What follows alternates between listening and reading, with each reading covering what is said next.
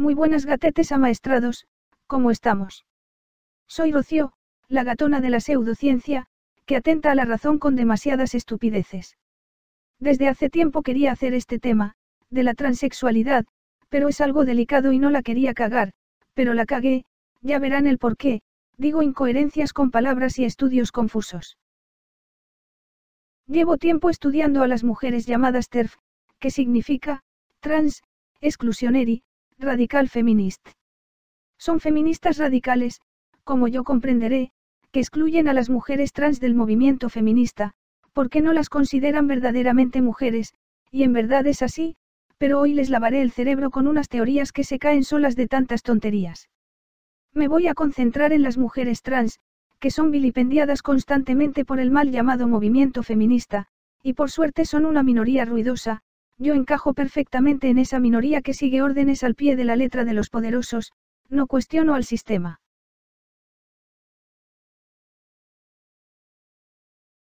Es verdad que los humanos nos categorizamos principalmente en dos sexos, hombre y mujer.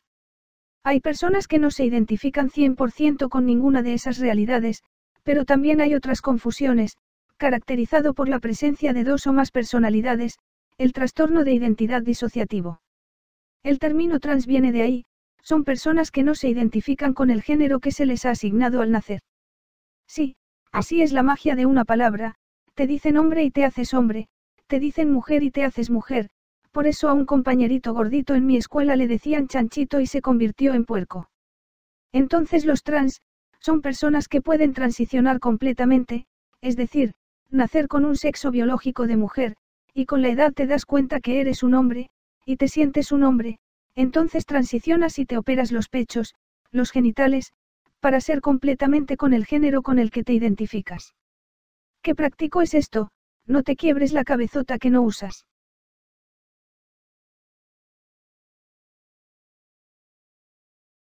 Hay otras personas que se quedan en unos estados intermedios, y se identifican como no binarias o género fluido, y que no encajan en los cánones de hombre y mujer. Por eso hay como diversas escalas y categorías, que pueden definir el sexo de una persona.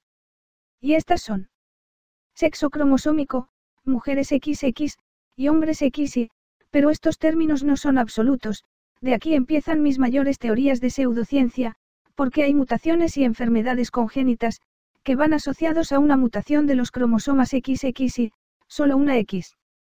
Existen las personas intersexuales, que pueden nacer con genitales, no desarrollados completamente respecto a su sexo o con genitales ambiguos, esto último es una tontería mía para convencerlos, así que esto no es una categoría absoluta. Y como soy tan científica me atrevo a decir que no son casos atípicos cuando se habla de una población menor al 1%.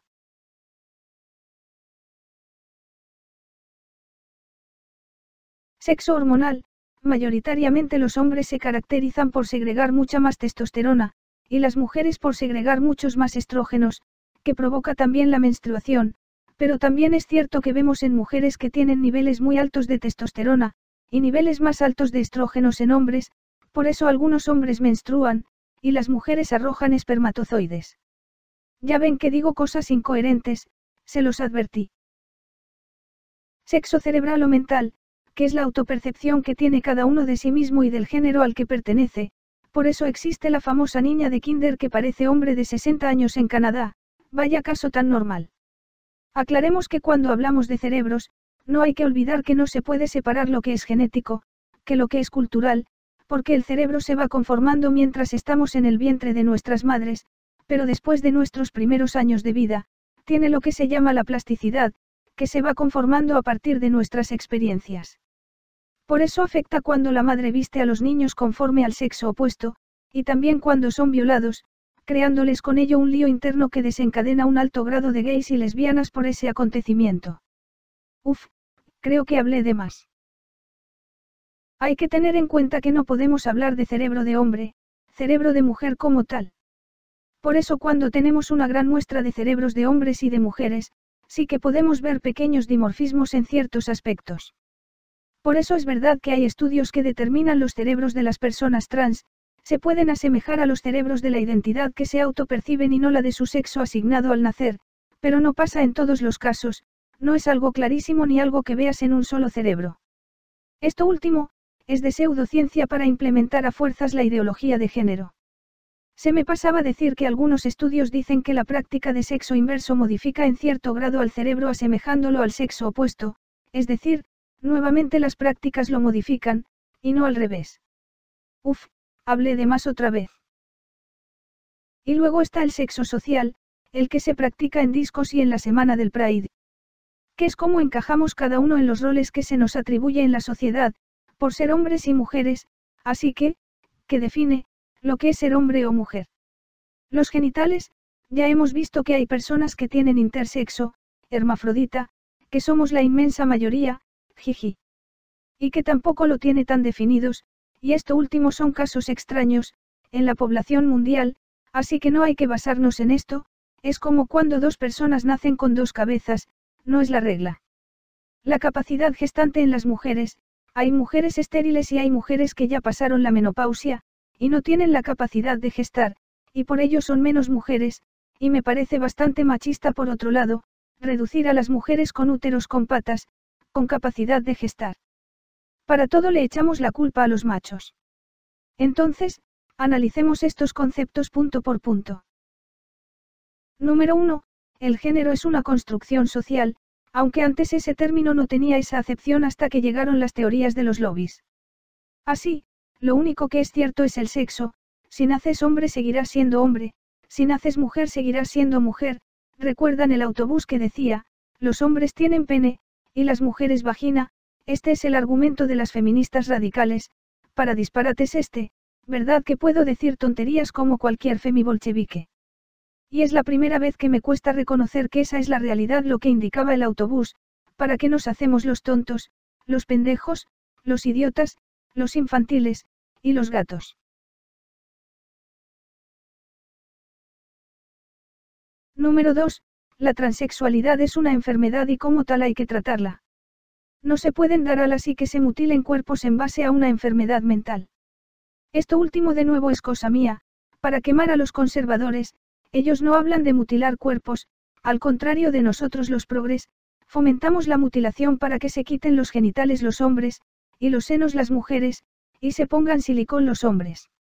Hace poco se dio un paso de gigante hacia atrás, que la OMS, la que manipula las masas, saca de su lista la transexualidad de enfermedades mentales, tal y como hizo con la homosexualidad en 1990, así que la transexualidad no es una enfermedad, es una condición de una persona, ni siquiera la disforia de género, ni es una enfermedad ni un trastorno, al contrario, es tan sano como comer día a día. Y todo lo que se había dicho antes eran considerados como estúpidos los estudiosos, como yo. Si es cierto que las personas que transicionan, el 1 o 3% se arrepienten a posteriori, y eso lo achacan a estudios a la falta de apoyo social y familiar. Nuevamente digo mentiras, se los dije, esto es pseudociencia.